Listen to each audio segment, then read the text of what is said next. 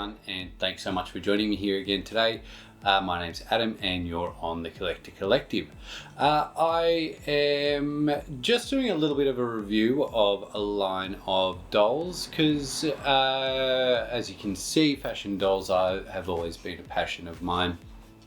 If you've been watching any of my recent videos, you know that I've been quite into some of the retro dolls. Now, one line I've always loved from inception and release in 2010 was Monster High. I went ham when they were first out on the market. I helped spread the joy of Monster High and get other people into collecting them.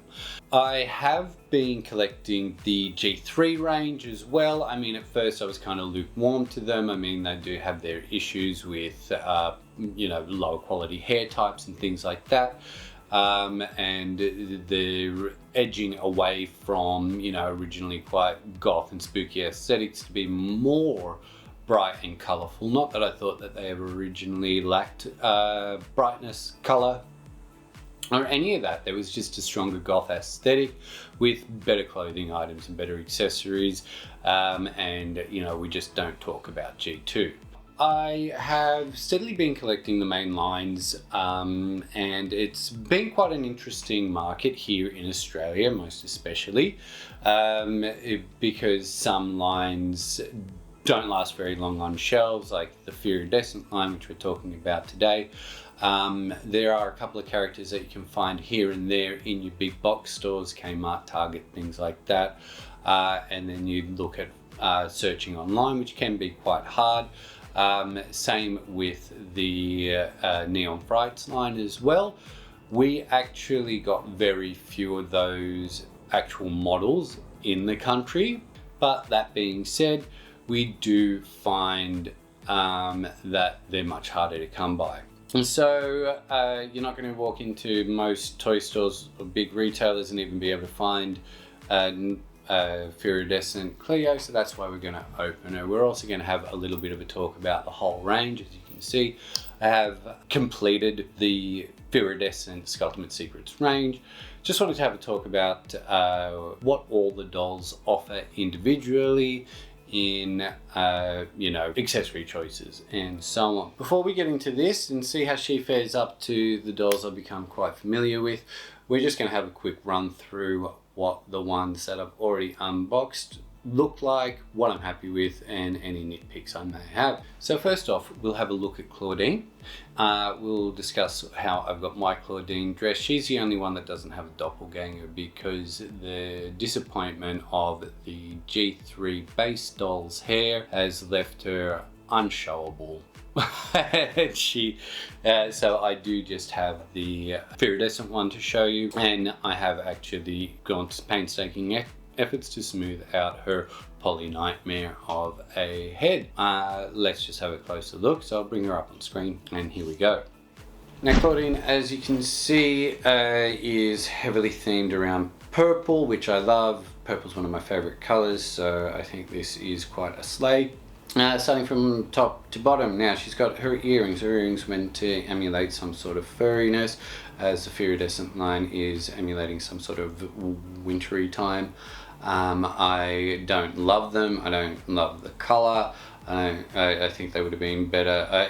The texture of them doesn't bother me. It's just the color. They should have been gold, and they don't sit right on her ears.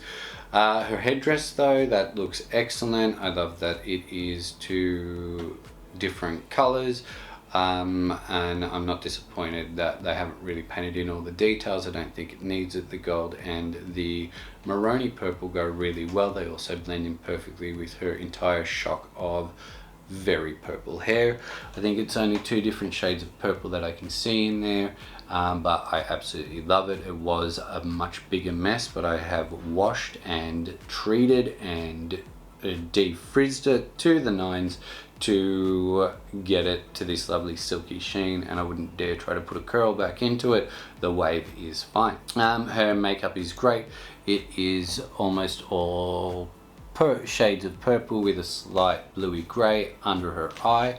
Her brown brow bone is glittered, and then her lips are a light purple or a medium purple with a glittered tinge to them. The only thing I think about mine may have a slight smirk, which could be a bit of a face screening error. The other accessory that she came with that you unboxed was the Howl Choker, which I really like, and then her top. So all their tops are different variations of long mesh sleeved tops with a solid material center. Her sleeves are again a very light lilac, I would say, and then in her shirt you can see that it's all a constellation design showing the joints of constellations, and one of them being a moon and the other one clearly being a wolf howling at that crescent moon. Her stole, so I don't love the stoles simply because this furry material, in my experience, gets dusty, grays out, and if over handled starts to look nasty. It's got, I suppose, what's supposed to be a leopard print on one side, and then on the other side is a tiger print. The satin insides all look better in my opinion than the fur outsides. So she originally was wearing Fearidescent purple shorts, but I changed her into the second bottom option as I think it works better with the overall color scheme. And I'm a sucker for a leopard print, so those big leopard print slashes across this really well constructed, nice feeling denim-esque material is great. The fraying at the bottom looks beautiful. The gold stripe I'm into, but I don't completely understand. Was that supposed to be a zipper? Like, they did do a really good job of doing zipper detailing on Frankie's secondary skirt. It'll come with a handbag. Her clutch is amazing. The gold brass knuckle grip is fantastic, and then the front shows a really angular wolf head design, which I absolutely love, and then that's floating on a sea of dark purple that continues a joined constellation design on the back. You can't really see, but around the rim are a bunch of spikes in the translucent plastic that makes up the frame of the bag. All their boots have this, I want to say boho, but I know that's wrong. Anyway, this gradient look to them. I love the fur design of these, giving that really wintry aspect, which is obviously what they're going for. The two colors mesh beautifully as they join. I love the heels. I love the strap detailing, although it was a missed opportunity not painting it black and dotting the spikes, but anyone who's half decent with hobby paint could do that themselves. Her other option for her clothing was just a additional t-shirt that had an actual realistic picture of a wolf on it. That just is way off in Toyland as far as I'm concerned. But you know, then she comes with a bunch of toy accessories. They will come with an ice cream, but I'm not getting into any of that now. So that's Clawdeen. Secondly, we're just going to have a look over Lagoona Blue or Lagoona Pink.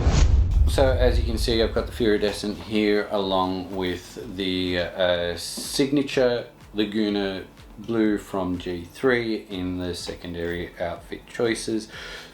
So we'll go through the new doll obviously, and then just briefly touch on those extra accessories that she comes with. So I really love everything about this doll. I've been quite perturbed by Lagoona. And being Australian, I really loved that she was an Australian character, and having changed her, you know, it kind of feels like they took a little bit of a part of, you know, what made me feel personally connected to Monster High and this character away. I also never rate the pink skin, but hey, if I collect dolls, I'm gonna have to deal with pink. Anyway, her hair is fantastic. I think it's poly, but it's quite a fine poly, and it hangs really well. I don't think it's very easy to style. There is a lot of it. It's really thick. I have washed and boiled it, but aside from that, needed no treatment. The wonderful, really pale sea foam in her hair, along with the, I'd call that, a medium light purple, matches what, mostly with the color type of her base style came with, and that yellowy blonde is really nice. Her headdress, I absolutely love the headdress. I love the concept of it being a crown or a tiara, and I love the fin design and the braided wavy pattern. It's just, a little bit of, purple or another color painted on those fins really could have made it pop a little bit more.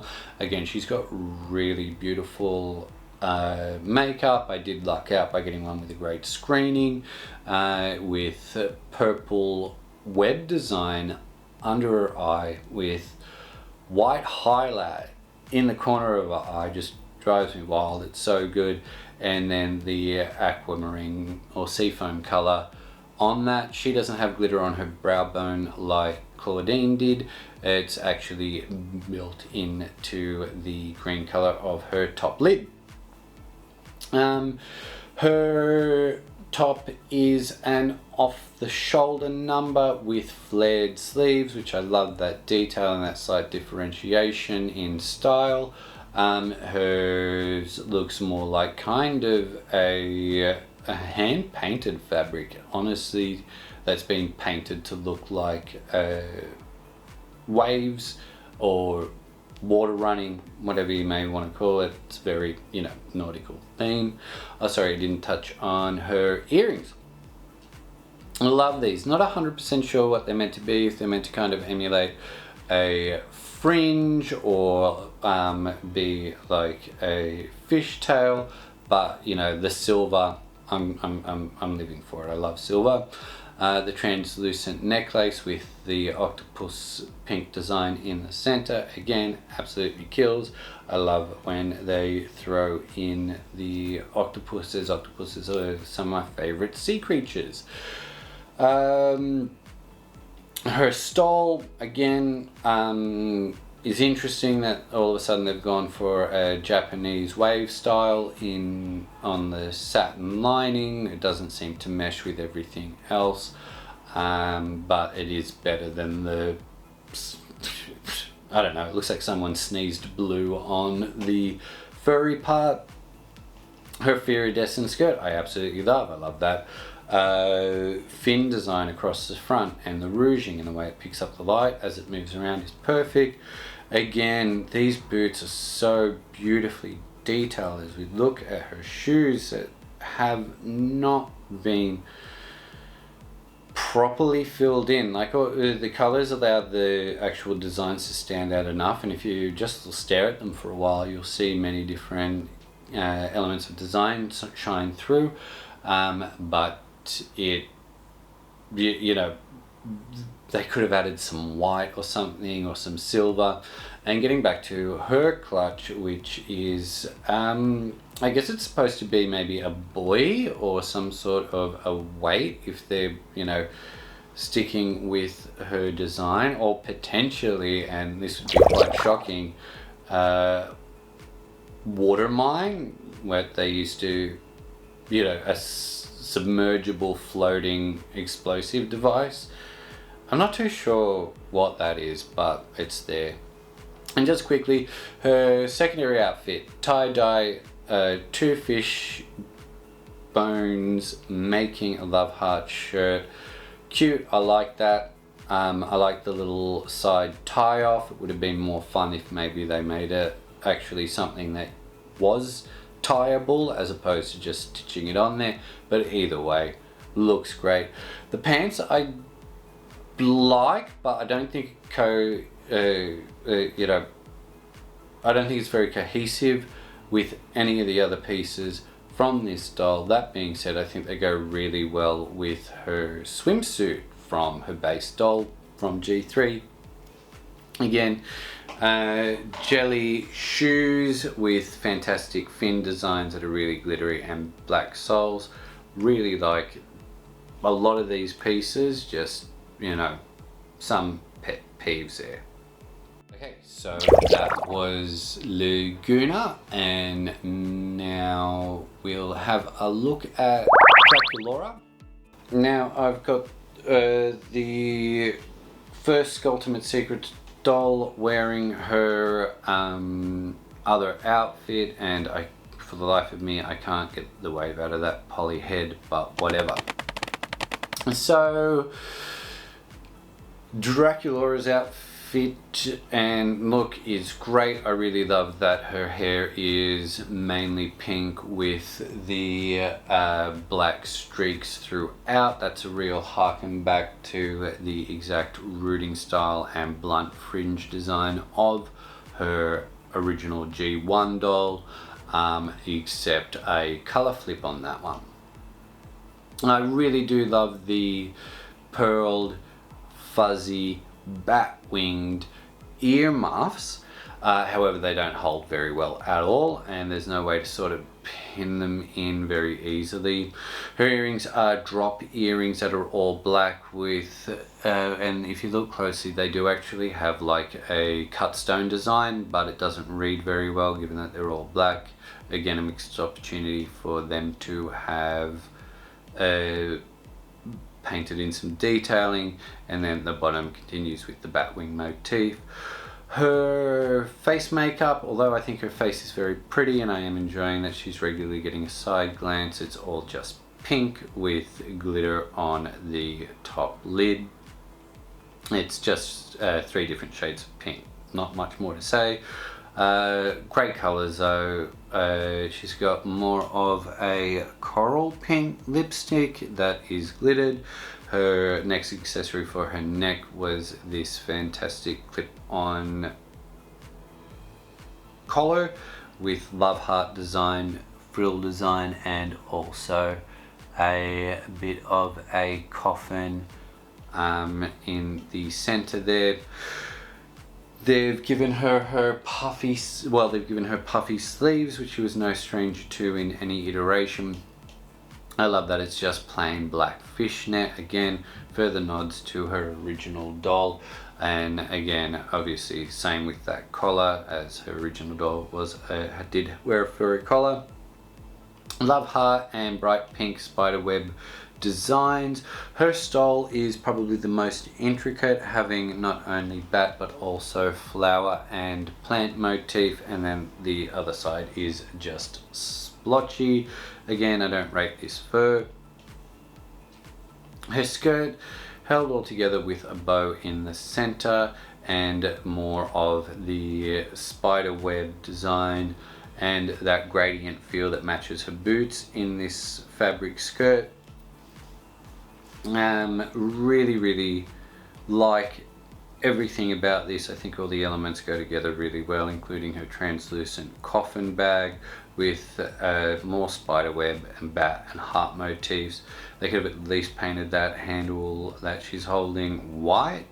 It might be giving Sophia from the Golden Girls energy if they do that, but hey, you know, they painted the part of the coffin, why not the rest? Her boots are extravagant. They've got this wonderful long zip all the way across the front center, along with a boot tongue sticking out from the top. Around the sides, there is this beautiful lattice work right across her. Again, this is a sort of pattern you could look over for ages and continue to see more things, including moons, spider webs, love hearts, and such. Again, she has spiked straps on these boots, unpainted and undetailed. I mean, again, I don't know why they didn't, but whatever. Her heels are a hollow love heart with a flat bottom that she can walk in, And again, there's some really tiny detailing in there. Secondary outfit choices, as you can see on the second Fearidescent doll. Oh, sorry, second. Or is she the first Skulltimate? Yeah, she's the first Skulltimate secret doll. What am I saying? I really like this tank top or sleeveless t-shirt with this big gaudy stitch detailed laced up heart made out of PVC in the center. Just think it absolutely kills.